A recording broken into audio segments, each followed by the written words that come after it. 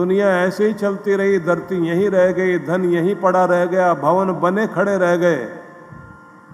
लेकिन अब लगता है चाचा मुंच, ये सारी धन दौलत जमीन जायदाद तुम्हारे साथ जरूर जाएगी, जो अपने इस छोटे से बच्चे की हत्या करके अपनी आत्मा को कलंकित करना चाहते हो, ये जमीन जायदाद तुम्हारे साथ जरूर जाएगी।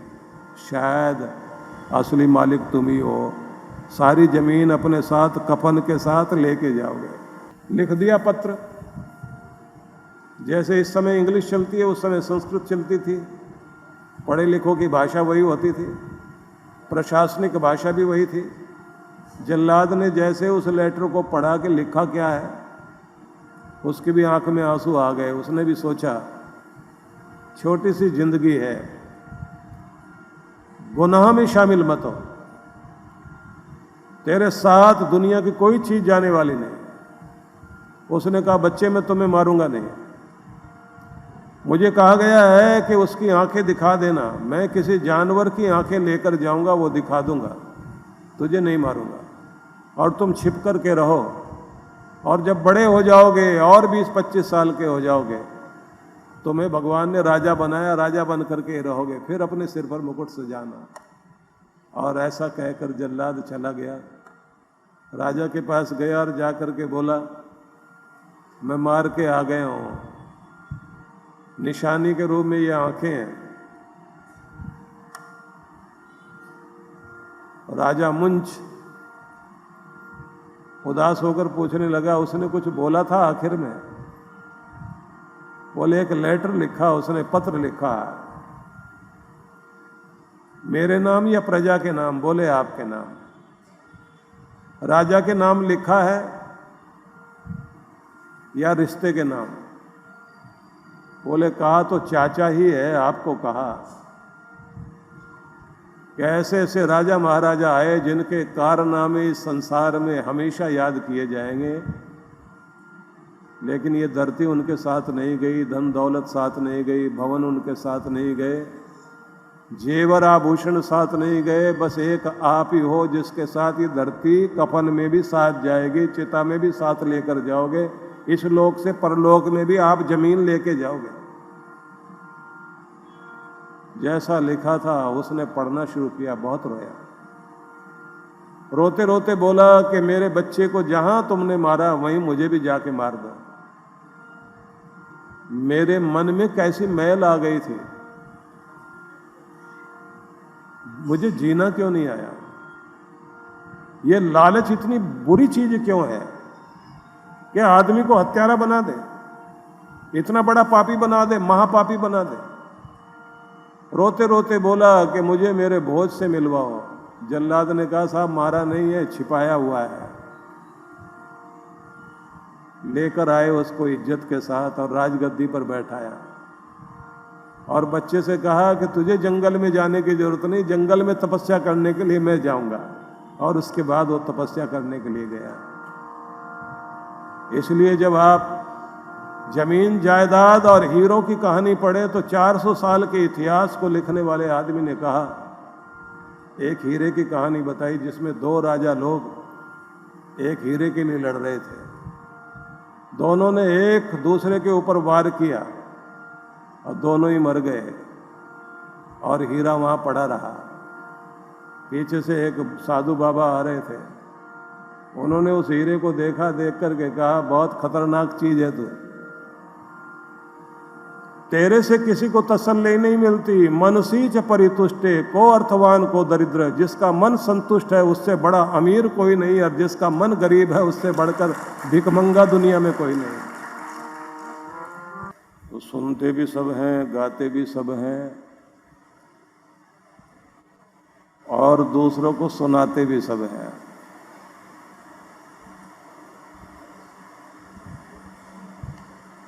हमारे एक मंदिर में सुबह सुबह हमने देखा कुछ गायक बैठे यही गा रहे थे। हुआ एक चोर जो है वो दरी उठा के जा रहा था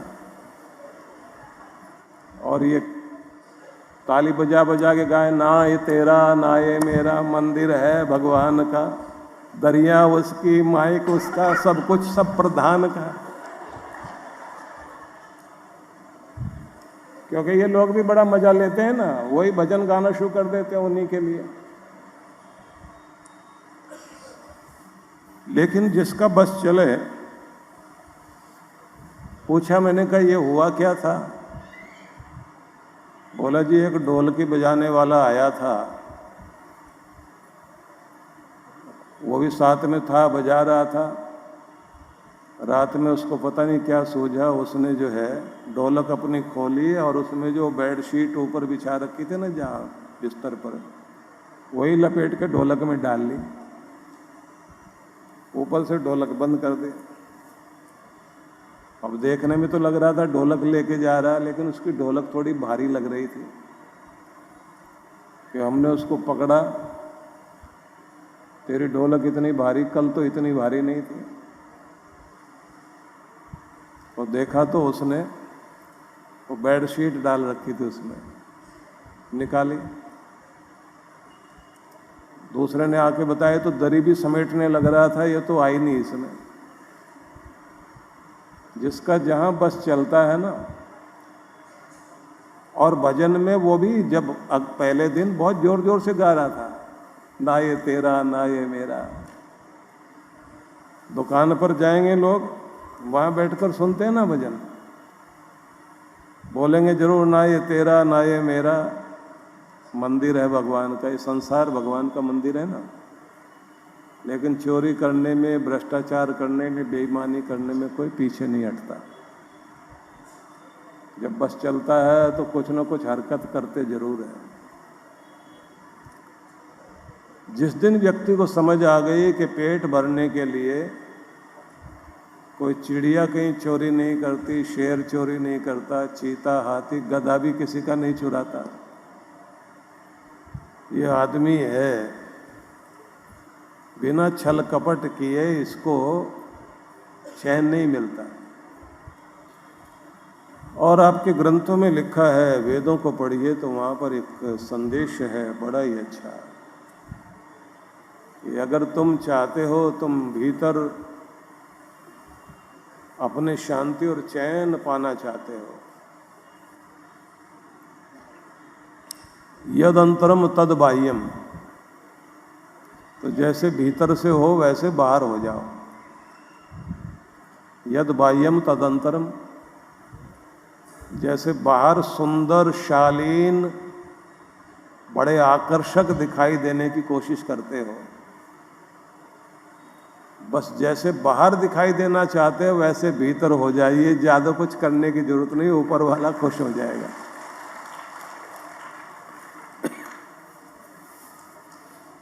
बाबा तुलसी का एक वचन है कि ये रात आती है ना तो इसका श्रृंगार होता है चांद से, क्योंकि वो इसको अपनी चांदनी से पूरी रात्रि को सजा देता है। और दिन को सजाने के लिए आता है सूरज, कि दिन की शोभा है सूरज से और रात की शोभा है चांद से। कि तुम्हारी शोभा किस चीज से है? तो उन्होंने कहा, रैन का भूषण इंदु है, दिवस का भूषण भानु, दास का भूषण भक्ति है। प्रत्येक व्यक्ति की शोभा भक्ति से है। आपकी जिंदगी में भक्ति है तो जीवन सुशोभित है। मातृभक्ति, पितृभक्ति, गुरु भक्ति, राष्ट्र भक्ति, ईश्वर भक्ति, ये जब भक्ति जीवन में आती हैं तो आपकी जिंदगी को सजा देती हैं, सुंदर बना देती हैं। इसी से आपके जीवन की शोभा बनती है। किसी देश में जो स्मारक बने हुए हैं, जहां पर जाकर लोग सैल्यूट करते हैं, तो वो उन्हीं वीरों के जिन्होंने राष्ट्रभक्ति में अपना जीवन अर्पित किया। फ्रांस में एक स्थान है जहां उन लोगों का स्मारक है जिन्होंने बलिदान दिए। उसी जगह पर एक और काली कोठरी बनी हुई है जिसमें उनके नाम है, जो गद्दार थे, जिन्होंने देश को मुश्किल में डाला, जिसके कारण परेशानियां हुई। तो लोग जो है पहले तो सैल्यूट करते हैं उन लोगों को जिनके कारण देश सुरक्षित हुआ, और बाद में जाते हैं वहां लानत भेजने के लिए। लानत है, धिक्कार है तुम्हें, तुमने जन्म लेकर अपनी जिंदगी भी खराब की, देश को भी खराब किया। उनके लिए अपमान देकर आते हैं, क्योंकि उससे समझ आता है ना कि कायर भी हुए दुनिया में और वे गद्दार भी हुए जिनके कारण परेशानियां खड़ी हुई। उस देश ने एक विचित्र चीज खड़ी की, गद्दारों को भी याद करो, लानत भेजो उनके ऊपर, धिक्कारो उनको। स्मारक बनाओ ना बनाओ, लेकिन हर घर में कोई ना कोई ऐसा होता है जिसने अपने घर को मुसीबत में डाला, और कोई ना कोई ऐसा होता है जिसने अपने घर को चमकाया, जिसके कारण उसका कुल और खानदान दुनिया की नज़रों में आया, जिससे उसकी शोभा बढ़ी, जिससे याद किया गया पूरे खानदान में ये निकला है, इसने तो घर को चमका दिया। तो सूरज बनकर जो अपने खानदान को चमकाए, चांद बनकर जो आकर्षक बन जाए, का जिंदगी में भक्ति चाहिए। भक्ति पहले अपने माँ को प्यार करने वाले बनो, फिर अपने पिता को प्यार करने वाले बनो, और अपने पूर्वजों के सम्मान को आगे लेकर के जाओ। और अपने यहाँ तो इतनी कमाल की बातें हैं, आप अपने उपनिषद पढ़िए, वहाँ पर एक गुरु अपने शिष्य को विदा करता है, बहुत सारी शिक्षाएं देता है कि आज वो घड़ी आ गई कि तुम्हें मैं विदा करूं, तुमने पढ़ लिया, जान लिया, जो मुझे बताना था बता दिया। तो सारी चीजें कहने के बाद में फिर आखिर में एक शब्द कहता है, यान्यस्माकम सुचरितानि तानि त्वयि उपास्यानि। बेटा, जो भी हमारी अच्छाइयाँ, अच्छे गुण, विशेषताएं, हमारे अंदर का आदर्श तुमने देखा है, वो यहाँ छोड़ के मत जाना, वो तुम्हारी जिंदगी का हिस्सा बन जाए। हमसे ये सीख लेना, लेकिन कोई जिंदगी में हमारी कमी रही हो, क्योंकि इंसान है, कुछ गलतियां हमसे भी हुई होंगी, उनको यहीं भूल जाना, उन्हें अपने साथ मत ले जाना। क्योंकि जहां मैं तुम्हें देखना चाहता हूं, वहां तभी पहुंच पाओगे जब तुम अच्छी अच्छी चीजें जिंदगी में लेके जाओ। तो इतनी ईमानदारी, कुछ भी ना हो, लोग ऐसे बताते हैं अपने आप को, इतना चमत्कारी, इतना गुणी, इतना बड़ा, जैसे खुद ही भगवान हो। जिसने मनुष्य का चोला धारण किया है ना, वो पूर्ण कभी नहीं होता, कमी सब किसी में है।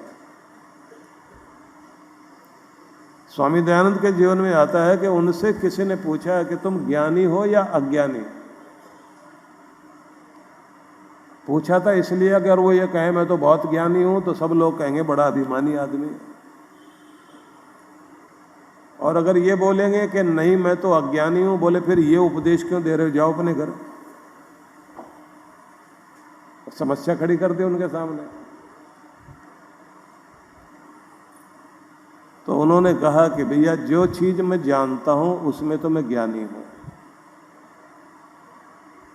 जिन चीजों को मैं नहीं जानता हूं वहां तो मैं अज्ञानी हूं,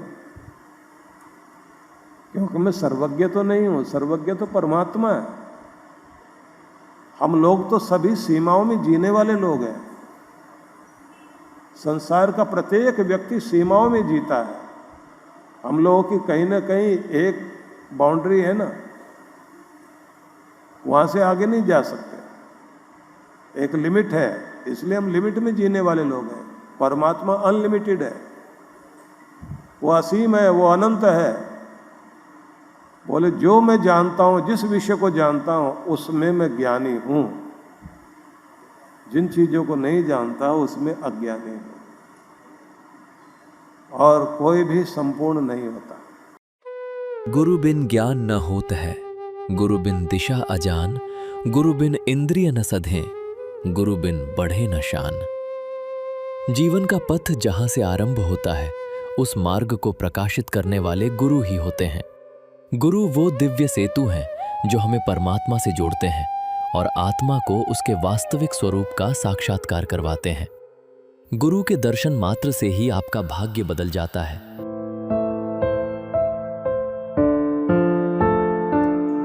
और यदि गुरु की मेहर भरी नजर आप पर पड़ गई तो आपका कल्याण निश्चित है।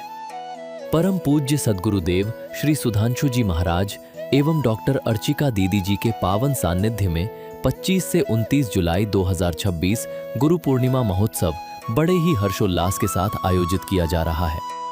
मान्यता है कि गुरु पूर्णिमा के अवसर पर गुरु की विशेष कृपा प्राप्त करने का श्रेष्ठ अवसर होता है। इन दिनों ध्यान और साधना में लीन होकर साधक अपने गुरु मंत्र को जागृत करता है और आध्यात्मिक उन्नति की ओर अग्रसर होता है।